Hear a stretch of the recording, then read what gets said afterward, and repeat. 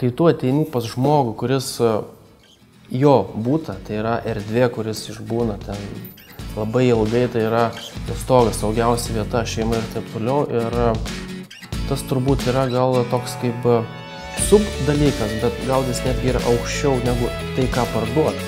Nes tie santykiai su žmonėm, tai irgi labai turi didžiulę pridėtinę vertę. Tai yra, kas augina patį brolį.